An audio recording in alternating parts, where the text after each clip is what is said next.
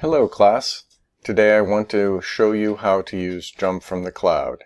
So what I'm doing here is I'm starting off in our Business Analytics Brightspace website, and I've gone along under Contents and I've gone down to Introductory JMP Resources, and here I have two files. One is a short explanation about using JMP in the cloud, and the second one says Access JMP 14 Pro in the cloud, so I'm going to click on that. And I should be coming up with a link here. So all I need to do is click on the link, and I'm taken to the university's webpage for accessing the virtual labs.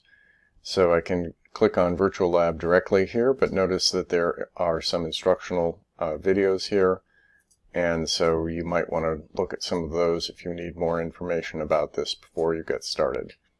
I'm going to go ahead and click on Virtual Lab. And now I have two choices. One is the VMware Horizon client or the VMware HTML Access. As I mentioned, the client is a little bit more difficult to use, so I recommend that you simply use the HTML Access. So I'm going to go ahead and click on that. And now I have to enter a username and password, which is my regular UA username and password.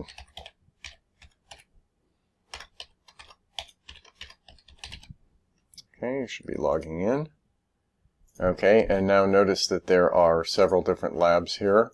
We'll be wanting to go to the one that says Statistics 2019-2020. I'm going to click on that.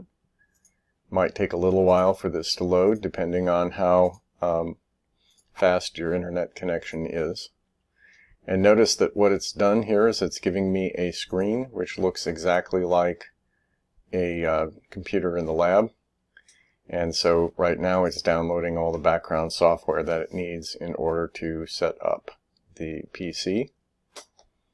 And once we get into this, we are working in a virtual environment, which means that everything that you do is taking place on a separate machine, not the machine that you're on.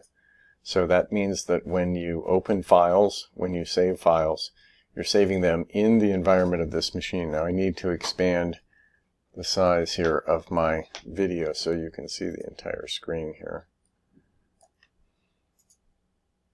Okay, so you'll know along here, along the left-hand side, we have icons for many popular programs, including JMP 14 Pro. There is also, at the bottom of the screen, you will see the usual icons for things like the file, opening up the file system. I am not showing that on my screen right now because I have not moved this down far enough, but if I move it down a little bit more there, you will see the bottom as usual. Okay, I guess I'll stay there for the moment. So I'm going to click on the file here, and notice that you have, there is a link here that says to OneDrive, a link that says this PC. You have the usual directories here, but all of these directories, as I want to continue to emphasize, are local to this particular session. Once you log off this session, anything that you've saved in these areas will be obliterated. It will go away. So there are a couple of ways that you can get files in and out. One thing you can do is you can map your OneDrive. So for me, since I'm a faculty member, I have a OneDrive in Microsoft Office. I would enter my email here. Akron.edu. I would sign in. I think I'll probably be asked for my password, depending on whether or not it remembers me. Okay, I'm going to sign in. Okay, and this should be all that it takes for me to actually map my OneDrive to the virtual environment here. So it's going to load a list of my folders here. So what you should see instead of OneDrive here is you should see your Google Drive. So you should be able to do the same thing to map your Google Drive the way I've just mapped my OneDrive.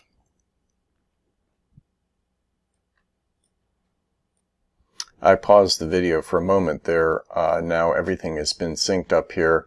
I had to click through a lot of advertising type stuff, and also there was a message that came up to say that it was not making the connection. But eventually it did make the connection, and you can see that I've got a whole lot of folders here where I'm doing backups.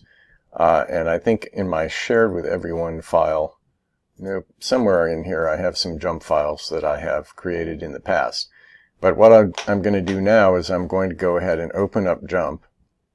And for this very short demo, I'll just use some of the data. Don't worry about registering now. You can always click on Wait to register.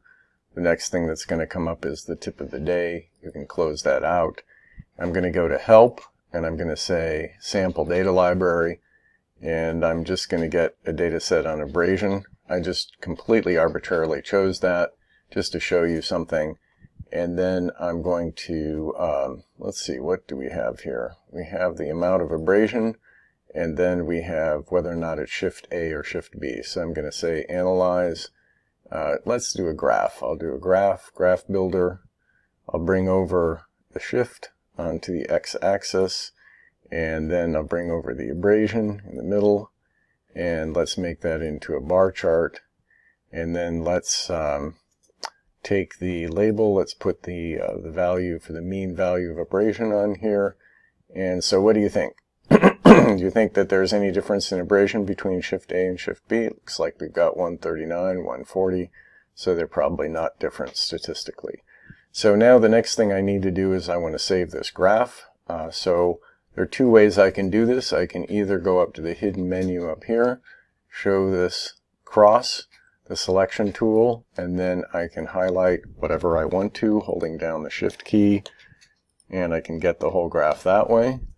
Or I can go back to the pointer here, I can right click in the graph, I can say Edit, and I can say Copy Graph. Okay, so let's say that I do it that way for this one. That only works for graphs, by the way. For other reports, you have to use this cross tool up here.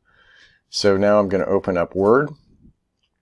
And remember that to do one of my labs, what you'll have to do is you'll have to move the Word file. Okay, I do not want to update Word. Let's see what's going on here again.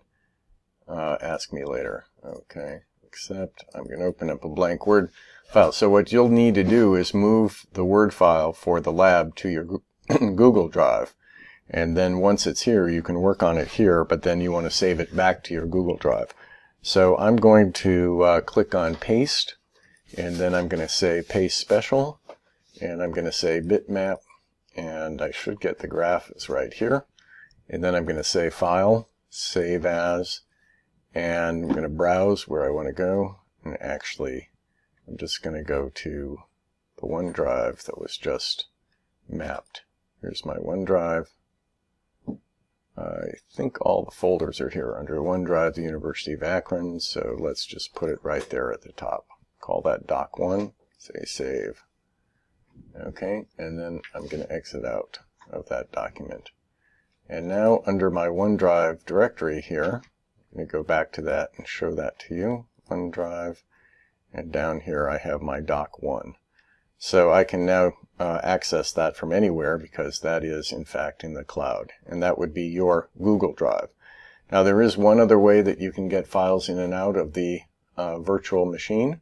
You can start up a browser, and to do that I went down here, or let's say I clicked on the Internet Explorer icon, which is not visible to you right now, but here it is. It's Microsoft Edge in this case. And you could go to whatever your email is, log into your email, and you could send and receive files from your email that way. I've had students do it that way. The main thing to remember is that whatever you do here in Jump will be lost unless you take the necessary measures to save it to your Google Drive or to save a file and then email it to yourself. Okay, so I'm going to get out of Jump at this point and exit Jump. I'm going to close my directory here. I got this login script error as I mentioned before, but I don't think that makes any difference because eventually it did work. And then I'm going down to again show you the bottom taskbar here.